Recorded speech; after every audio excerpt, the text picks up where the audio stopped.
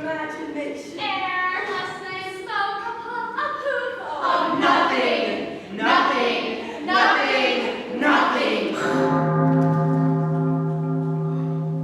If you are nothing, then I must be mad. I can hear you. Oh, you mustn't touch us. For then we would have to Tear you apart. We don't exist. We are ghosts. Your friends, selves of yourself. Fiends and angels. We know nothing, Mary. Except everything you know. Or want to know. You know everything I want to know. Certainly. Assuredly. Definitely. Then tell me everything I want to know. What do you want to know, Mary? Tell me where I am and how long I've been here. That's too simple. It's no fun. You know that already. The Pennsylvania Hospital. The same as it was. How long have I been here? It's the same day as it was before. It isn't possible. It's nerves. Only nerves. Or madness. I couldn't even scratch my arm. Aww. And then my eyes began to tear and I couldn't wipe them. Aww. And there was such a roaring in my ears. I thought I would go. Yes. That it would drive me. Yes. Go on. Don't stop. You want to hear everything. I thought I was being smothered. Coldly, carefully smothered. And just see, no one was smothering you at all. You were only here. Experiencing the effects Of the tranquilizing chair. And the echo in the box of my own screams. It was horrible! Why would they put me in such a thing? Surely they know I'm not mad. I feel weak, faint. It's only natural after bloodletting. Bloodletting? Tell me now, near midnight. Soon it will be Sunday. You'll be able to hear the bells from all the churches. Stephen Girard will be in his usual pew, praying for your soul, no doubt. I must see him, speak with him. I'll ask him to forgive me or let me pass away to some other place. Pass out of his life as though we'd never met. The idea! Did you ever Hear of such a thing? Horror shock, disgraceful, A dreadful idea for a married woman to have. Leave her husband. She must be mad. If you know anything about me, you know that my marriage was the worst thing that ever happened to me. Until this. The hussy. I must say, I'm shocked. And this from a woman legally bound to a husband of 13 years. She sounds like A woman of the streets. A common poor. a fine housewife. A 10-penny slut. How dare you speak to me that way? I'm Mrs. Stephen Girard. I don't have to tolerate your tongues and tears. Get out! Get away from me and get out! Oh, no, don't, Mary! Don't send us off. Shut us out. We're only trying to help you, Mary, tomorrow will be so very much worse. No one would dare speak to me in such a manner. Oh, they will, Mary. And worse, much worse. The ones on the streets, the ones at those windows, the ones that come daily. Stare at and point and laugh at the lunatics. To mock them, frighten them into fits, or to bullshit. Or seizures Of the most horrid kinds. And it works beautifully, Mary. You'd be surprised how often and how violently the seizures come. I don't believe you. I don't believe there are people like that. People who do things like that. She has so much to learn. We mustn't undervalue the power of an accusing finger. Abuse that people derive from the suffering of others. The superiority they feel when they see those less fortunate. They relish it, revel in it, rejoice for it. You said you know everything I want to know. Then tell me how to get out of here, please! Please! We can only show you. Yes, show you. You have To start at the beginning by seeing the order of the cells. For I saw him this morning. He won't help me. You have to see him, for he's the beginning. And if you are to know the end, you have to begin at the start. Here you go, right this way, in here, Mary. That's be your name, ain't it? My name is Mrs. Stephen Girard. You will call me by that name if you address me again. Oh, no, I don't. I calls you Mary. I have the most strictest orders not to call you any such false name as that. Right, Mrs. Girard. There is nothing false about that. Well, then you'll feel right at home. We've got the Queen of France in here. And we've got the King of Poland, too. Call yourself whatever you like. It'll cut no ice with me. I calls you Mary because I have it on strictest orders from Mr. Girard to call you so. But you know who I am. You came to my house in my carriage to take me to see the doctor. You know I'm Mrs. Girard. I went to Mr. Girard's home, not yours. All I know is that you are married. And more than that, I don't want to know. But I'm his wife, Mary Girard. I'm telling you true. It's Mary ye be, and Mary ye will remain, as far as I am concerned. Unless, of course, you take to being the Queen of Sheba. Or somebody else. And then I'll call you.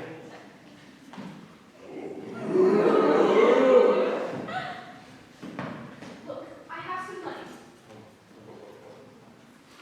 Well, you'll be real glad you gave this to me. I'll see to it that you get some real food some of the time. Something to keep your strength up instead of all this gruel. Maybe a pint of something warm on the occasion. You don't understand. I came to see the doctor. I'm going to take you to my home once. Home? This room's your home now, Mary. Well, it's quite cozy, too. In daylight.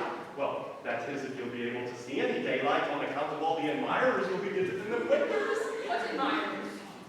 Don't you know, Mary? Tomorrow's Sabbath. Lots of folks will be out and about on a holiday week.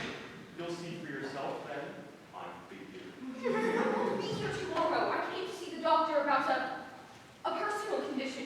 Where is he, sir? Me name is Frankie.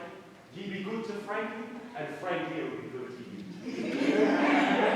I demand that you take me to see the doctor at once. Oh, snooty, eh? Want to see the doctor at once, do she? Well, Mary, I'm afraid the doctors don't just come around at once. They'll be around sometime a week after next. You can wait until then. For now, I'll just take your wrap and your case and you can get the feeling right at home. Stay away from me. That's the way you want to.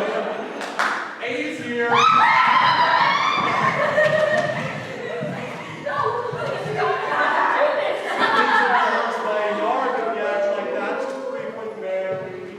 I doubt that anyone in your position would know anything at all about the likes of Mr. Girard, but your superiors will. All I know is that it was Mr. Girard who wrote out a little letter saying that you're a lunatic, and asked most kindly that he be put here. That's all I know. That's a lie. How dare you impugn my husband's name with such a lie? Some say you've done some of that impugning yourself. Little Miss Girard. How dare you!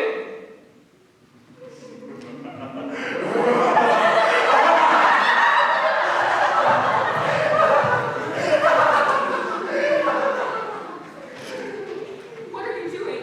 Well, I'm walking the door to your new home. It's customary. You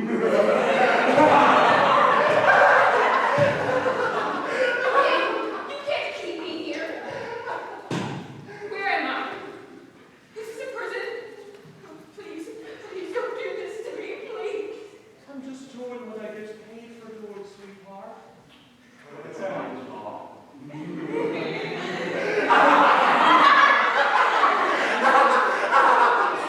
But surely you can see this is wrong. You see, that's where you're wrong, Mary. I don't get paid to see what's right and what's wrong. That's not my business. My business is locking me up. The rest is not my business. You will drive me mad. It's not my business. My business is locking me up. The rest is not my business. You will drive me mad. It's not my business. My business is locking me up. The rest is not my business. Answer me. Is this a prison? Well, that's real insulting, that is. Right now, you're in the beautiful Pennsylvania hospital. And we, man, are in the ward for the mentally deranged. I'm not a lunatic. There must be some dreadful mistake because no one has examined me. My husband said I was to come here to see a doctor. Yep, that's what we tell most of them. Just go to see the doctor. Oh, and sometimes we tell them that they're going to see the dentist just for variety.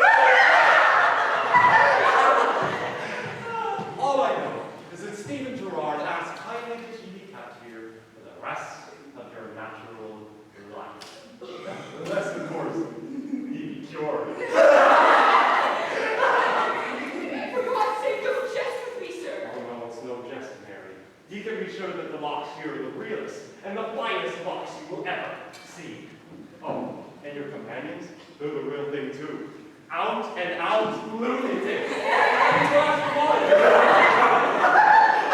I'll just see to it that you can feel Dr. Russell's tranquilizer there. You seem to be a little bit subject to excitation. Just set you straight, Mary. See if it don't.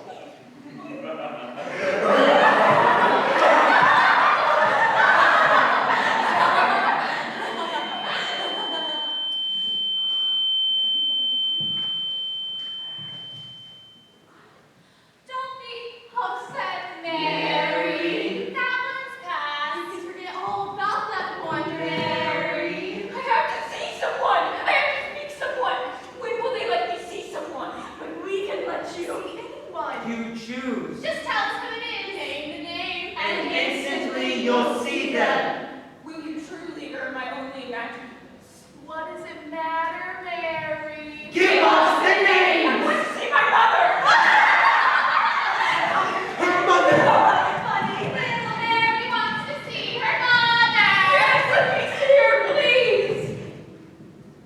Madam, you sent for me? Mother, you come to me. Rise, madam. Of course I would come at the bidding of Mrs. Girard. I could hardly do otherwise, could I? Though I cannot pretend to understand why you wanted me here. Mother, I need you now. Need me, madam? You never needed me very much. And now I'm sure you need me not at all. You mustn't speak extravagantly. Surely there is nothing I can do for you that you have the wherewithal to do much better than I. It isn't money that I need of you now. I should think not. It is comfort that I need from you. Comfort. You live in the very heart of comfort, madam. Never have I seen a house this fine, furnishings this rich. You must be quite happy here. What are you saying? This is not my house. This is a cell for lunatics in the cellar of the great hospital. Do you want me, madam?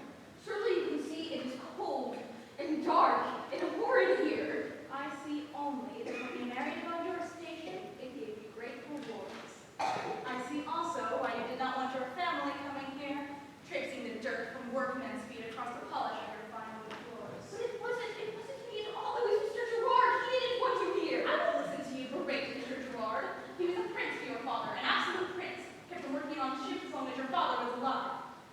I'll not listen to any bad words about Mr. Girard. Mother, my husband abuses me. For shame that you should give him cause. For shame. And double shame that you should be brazen enough to tell it. You should know by now that there is nothing unusual in a husband's abusing his wife. It is the woman's place to be clever enough to seem to do his will, whether she do or no. And must the wife always bend to the husband's will, whether it be right or wrong? Most assuredly, for it is the husband's place to rule his wife, the woman's to obey her husband. Why must it be so? Because it is the law. Whose law? God's law. When you marry, you vow to honor and obey your husband, madam, till death do you part. Do you dare question the law of God himself? If this is the law of God as you say it is, Then why didn't you explain this law to me before I married Mr. Girard? You were a woman, madam. I was 16 years old. I was a girl. It was your wish to It marry. was Mr. Girard's wish to marry me. You were not so innocent as that, madam. Your marriage was a financial transaction. Your father and I. It is the husband's place to rule his wife.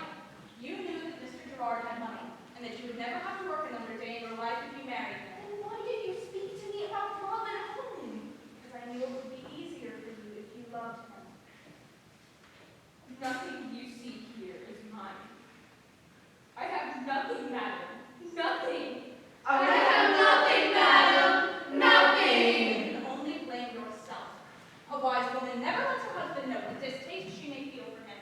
You should have dissembled more and hidden whatever loathing you may have felt behind a display of feigned affection. I would have been a You liar. would have fared better. I brought you here today because I have desperate news. I am with child. Oh, this is wonderful. Nothing in all the world can do more to please a childless man. Mr. Girard must be overjoyed. No, You mean he is not? I haven't told him. But you must at once. I cannot. What do you mean you cannot? It is not Mr. Girard's child. Holly, no.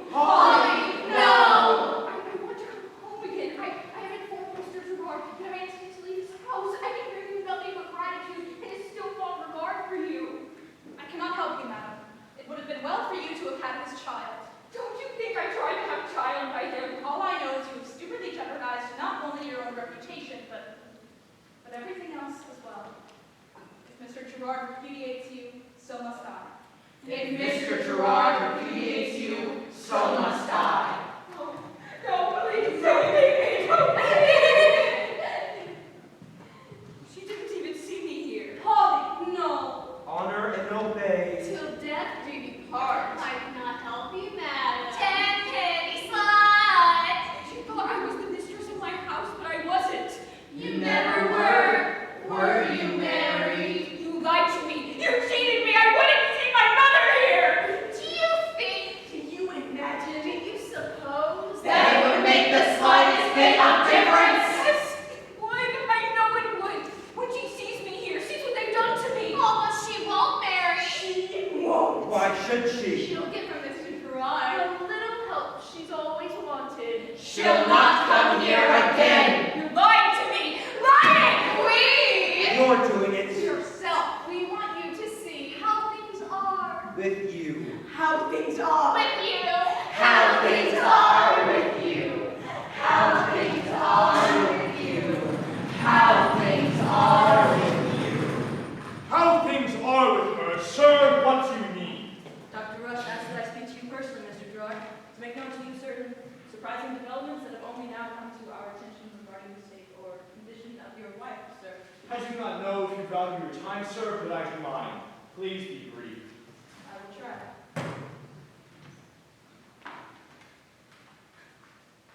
I've heard surprising news for you and for all of us at the hospital. Mrs. Girard is with child.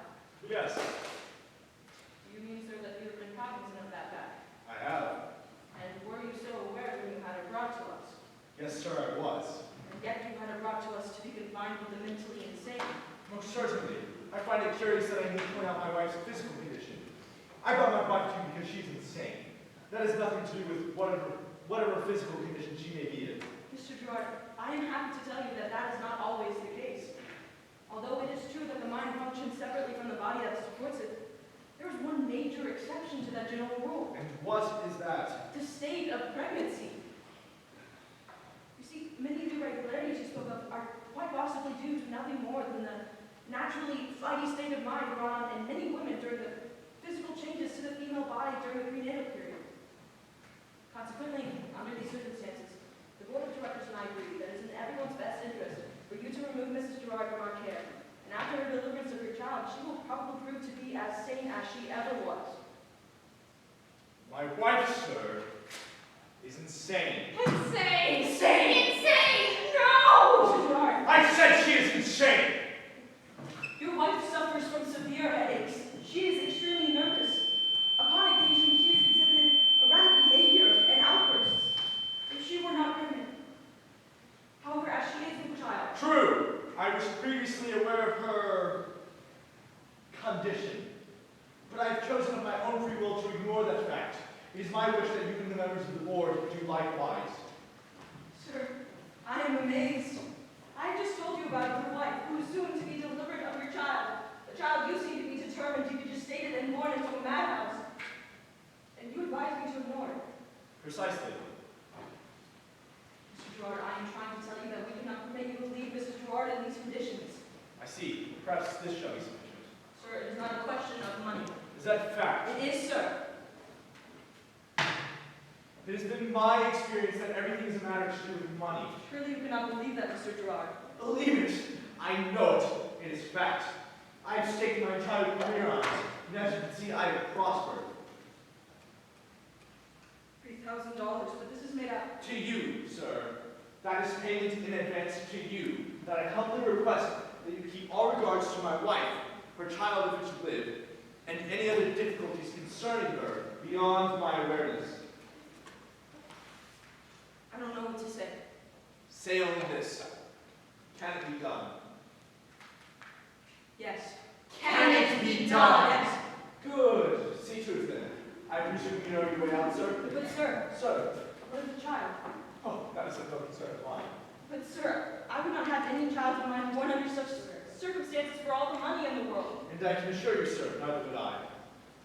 But sir, do you mean that the child is not? I bid you good day, sir.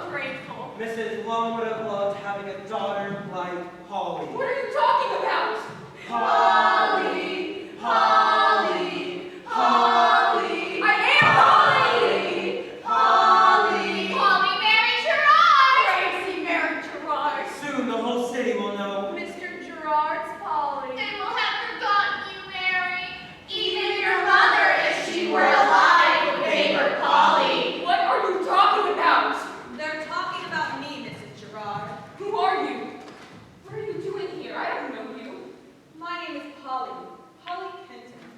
There's no reason it should be important to you. I'm only one in a long line of housekeepers who will replace you, Mrs. Girard. You admit that to my face. I'm not important, really. I'm only one in a long line of girls and women people turn to. Has turned to already. You know that. And so you're a whore, just like all the others.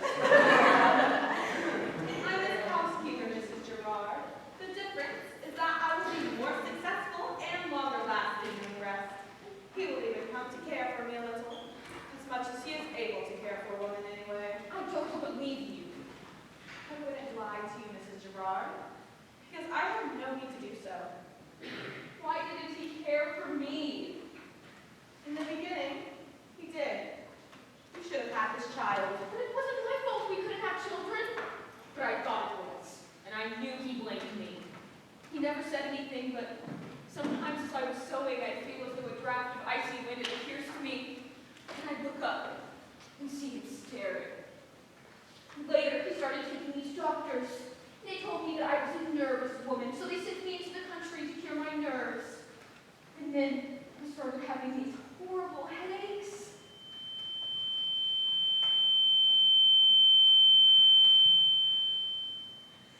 And I hated to be around him, for I knew that he felt that I'd swindled him out of the sun. You sound as though you wanted him to care for you. Isn't that so strange? It isn't practical. You should have known what you could get from him and what you could not. His affection was all I wanted. But he had nothing to give. Well, is what he had to give you. Must it always be like a business transaction? All relationships are. Everyone expects something in return for what they're giving. But you've not had his children, have you? Of course not. A man expects his wife to bear his children, and his mistress to bear none. Yet you want his affection. Yes, I have. Why? How? By not even wanting it. Did you know, when he was a boy, his own mother went insane? He saw in you which he had closed himself off from her. The more outrageously you tried to gain his attention and sympathy, the more he turned away in loathing. Your behavior is what made him come to hate you. Has he said this to you? I can tell you his words exactly. I hate her like the devil, and I know with pleasure that this feeling increases daily. I don't believe you. He wouldn't say that. He wouldn't feel that. I hate her like the devil, and I note with pleasure that this feeling increases daily. I won't believe you. I can't. I hate her like the devil, and I note with pleasure that this feeling increases daily.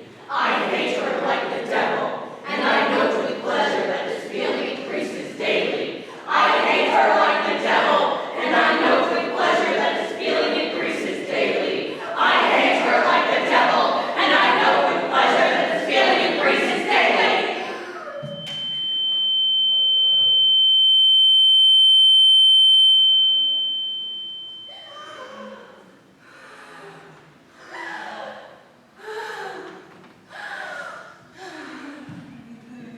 And they told him that I suffer from dreaming. Dr. Mushki's special care secure is here, Mary. I see bats in winter. No! Splinters under the thumbnail. God, no! A white hot iron on the soles of the feet for safety. They would not do that to me, for they know I'm safe. How could they? Possibly. No, that? No, because it's true. Did they tell you? You are saying, Mary? What can you tell? Surely one can tell for oneself. No, they have to tell you. Tell you, Mary. Tell you. Who can? The doctors, the board of managers? You can, Mary. It's easy as pie, Mary. Crazy Mary Girard. You can tell. If you really want to. Easy as pie, Mary. Easy as making your bed. Gathering flowers. Listening. As simple as praying to God. God, God, where are you, God? You ever pray, Mary? What do you mean? Of course I Well, to really pray to an almighty God with all of your heart and all of your mind and all of your soul. To pray until he opens out to you, until you're riding on beams of the purest white and celestial crystal. Oh, Jesus, my Savior. Jesus, Jesus, sweet, sweet Jesus.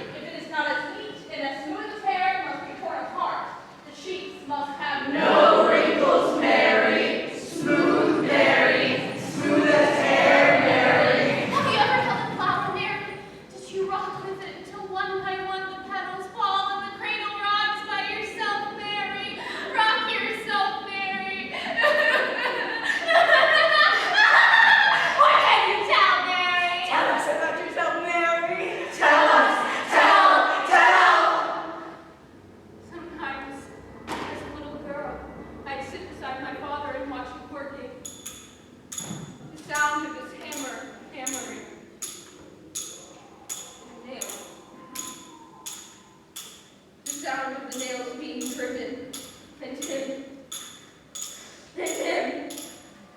Bring him to me! Bring Stephen Girard! Bring him now into the cell! Oh no, we must not. You can. No! Bring him!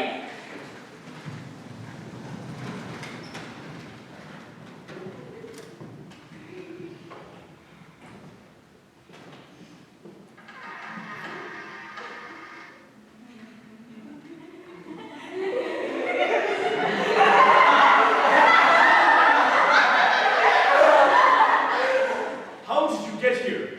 I am where you placed me, Stephen. Where no. No, Stephen! No, I Do you think that I am the vision? no, of course not. Is it true, as they say, that the baby is that of Mary Girard? Baby's origin is a matter of no importance, Mrs. Hatcher. You and Mr. Hatcher will receive the stepson you have. All the other children will pass. Yes, Mr. Phillips, I do appreciate you calling me again. My health is ever so much better than it used to be. Pass the pass, Mrs. Hatcher.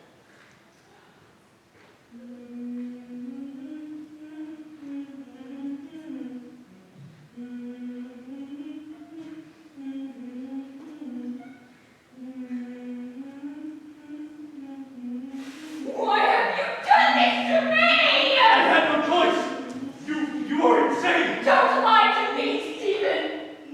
Even if I were insane, you could have spared me this. Both you and I know what my behavior was. You know as well as I that I am sane. I hope that is true. Oh, and such a pretty little baby. And a girl. What's her name? Her name is Mary! Call her what you wish. It is immaterial. Yes, I shall take good care of this one. There won't be no repeats of my mistakes. I'm ever so much better. Would you not to speak of the past, Mrs. Hatcher? Both for your sake and for the sake of the hospital. It is best for you to keep hidden the source from which you received this child. Yes, I shall love having her. I think I'll call you Rose. Rose is my name, you see, and you'll be my little girl.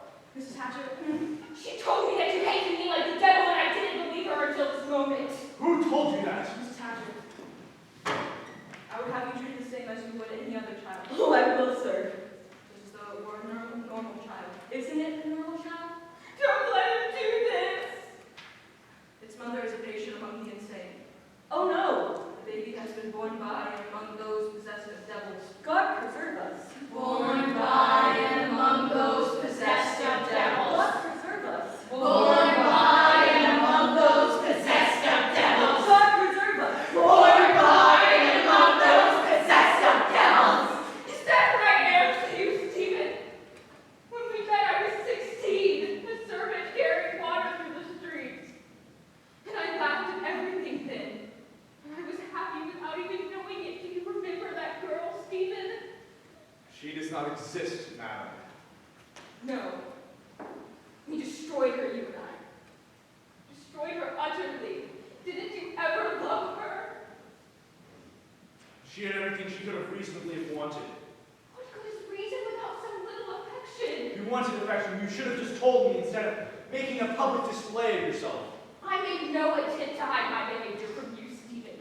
You and I only differed in one way. I didn't bring my lovers under your roof. Don't lock me up, Stephen. Please, I will go wherever you wish. Take me to one of your houses and lock me in a room for the rest of my life. Give me my mother's tools, nails and a hammer, and I will drive the demons away. Lock me in a room and allow me there to suffer my conscience and dream my dreams alone. Alone? A seclusive life pleases no one. You have failed me. Yes, you are right. I have failed you. When I was childless, you blamed me! I thought I was barren! I thought that I had cheated you out of the sun. But it wasn't me. You could have put life into my body because you had none in your own! I got more reward from a stranger in a little hour than you could ever give.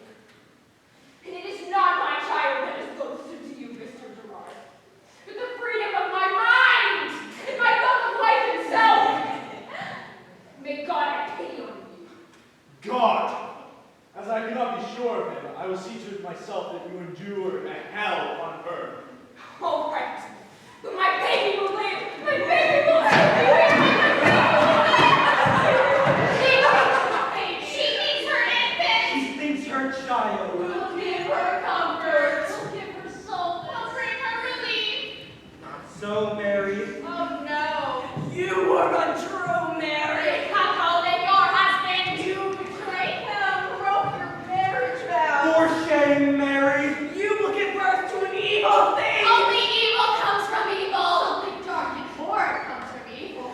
Darkness bred in darkness gives forth darkness.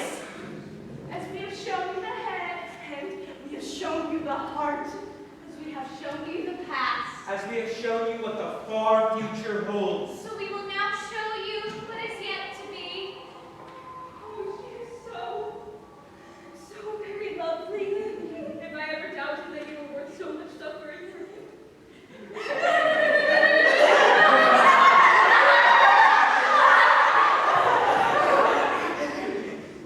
She will be happy, won't she? oh yes, Certainly. Most decidedly not. Assuredly. Most decidedly happy. I shall live for that if you will promise me that. Oh, yes. We can do that. The question. However, Is how long? How long? It will not be. The longest life. Will she die young? 5 months is quite enough. then buried in an unmarked grave. that you will have in common. You too will be buried in the unmarked grave